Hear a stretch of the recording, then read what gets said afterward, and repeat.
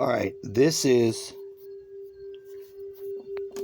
my frequency sounds for inner peace. I think it says it's 4.9 or 6.9. I'm not entirely sure. A buddy of mine's coming over. And a creature said to be partially human. They are sort of gnome, Yoda-type figures, tricksters, and shamanic teacher initiators. The Banjakri is the Nepali name given to the small yeti, 3 to 5 feet tall, whose red or golden hair covers his entire body except for face and hands.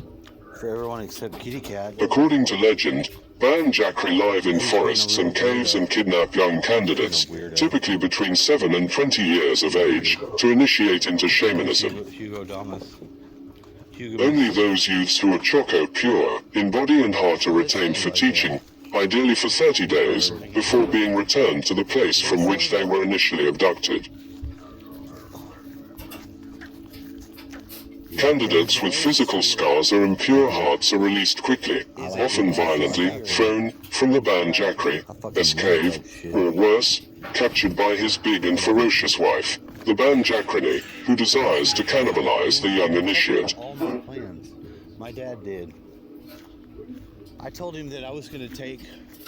The focus of this paper is the intimate connection between the shamans, calling in Nepal and those liminal figures of the ancient forests, jungles, mountains, and caves known as the Yeti and the Banjakri. These anomalous characters have an overlapping cultural mythology. They are indigenously believed to be spirits, but also current living vestiges of the ancient past, with a physical appearance and presence, who also manifest in dream and trance states. Thus they coexist in two realities which interpenetrate and are not separated in Nepali consciousness. I mean, there's a very little bit of action. Like the Yeti, there is extensive oral mythology on the Banjakri, but there is not the same level of public interest and therefore no literature of which I am aware devoted exclusively to the Banjakri.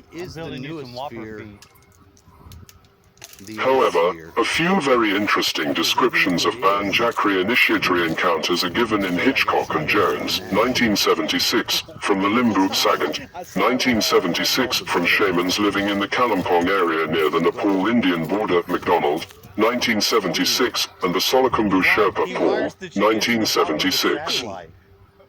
The Thami and Tamang Banjakri from the Dolaka district are discussed by Miller, 1997, from Foreign terms are in Nepali unless indicated otherwise. You gonna put it on here? I think I am. Adapted from a paper presented at the annual conference of the Association for Transpersonal Psychology, August 3, 1997, Pacific Grove, California. Here. Copyright 1997 TRNNS Personal Institut. Yours? All I put on was Tamang residing in Kathmandu by Scarf 1992, and in Bauda, just a few miles from Kathmandu, by Peters 1978-1981.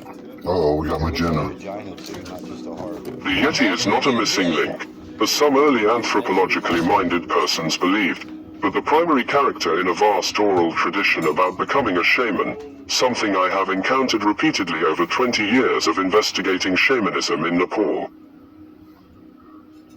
My dissertation Peters, 1978, and subsequent book Peters, 1981, studies Gajendra, a Tamang shaman, who was considered a Banjakri initiate due to his calling at the age of 13.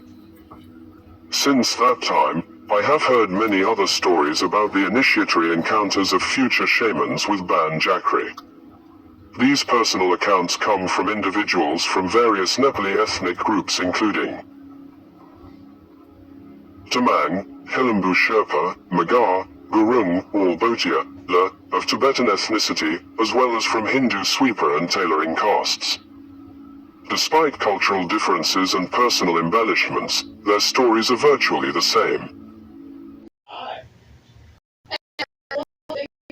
They broke into her house and tried to rape her. Her brother went in and he tried to help her out, but the man got away, leaving behind, though, evidence of his visit.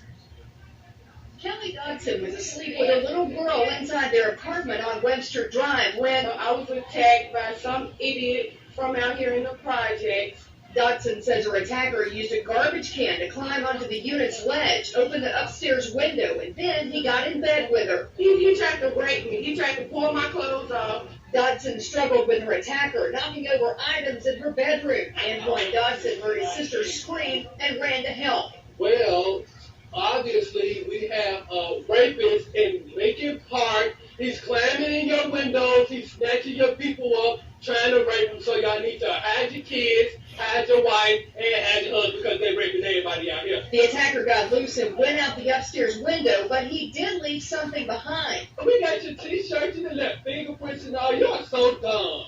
You are really dumb. For real.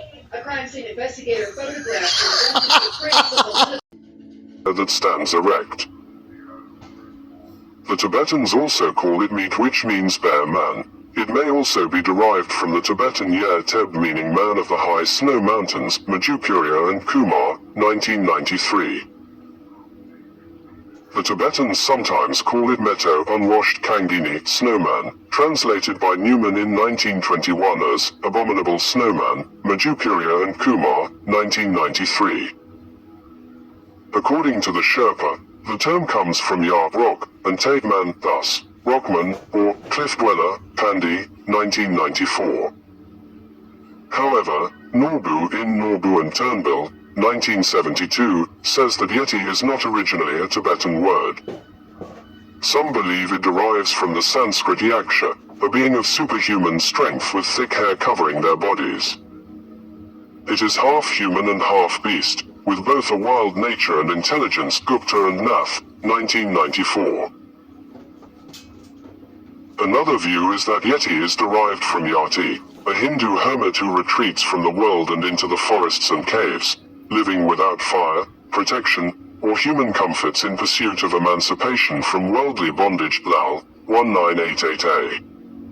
Yeah, we're looking for you. We don't find you. I'm letting you know that. So you can run and tell that. Homeboy. Traditional abodes of The baby. Yeti in Nepal is Mahalongor Hernal. This aligns the Yeti with the revered monkey god and king of the monkeys, Hanuman, who, like many descriptions of the Yeti, is also represented as half human and half monkey.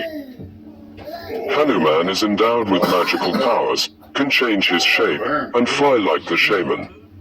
The lectures of Sikkim call them Chuan, spirit of the glacier, or Ten-Monk mountain spirit. To them, the Yeti is the lord of all mountain and forest animals, especially the deer, and is thought to be a god of the hunt. Let that ducky. In India,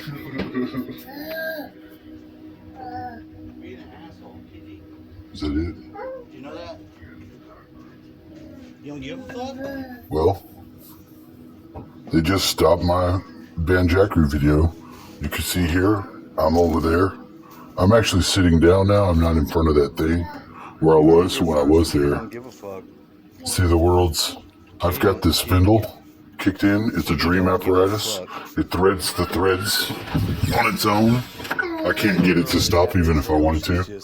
Orange is over here. I had it hooked to the top of the pyramid. This is brown. This is our skin. I'd say that matches pretty dang good. I got the tea over here. Perfect. Because I was doing some Texas stuff. It's very great. When there's this area. Oh yeah, I rock them. Excellent, good shot. See, I've got this resonating box right here. This thing was heavy. They left it. Somebody threw it out of the back of a truck. I think it's a safe, and it's this big ass cube. He said he wanted to. But it's a whole. He said he wanted to. The Vapo, right? Vapo Rub? Yeah. They make that for babies too, something. Yeah. Oh, there's.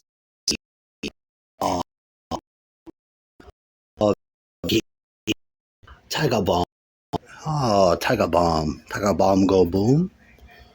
Tiger Bomb go boom. See, even these. This is in the skin tone. Because we're mulatto now. We're mulatto.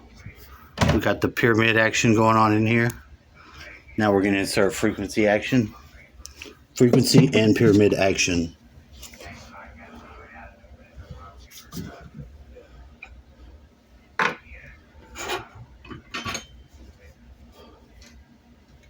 We're gonna try to get some clarity.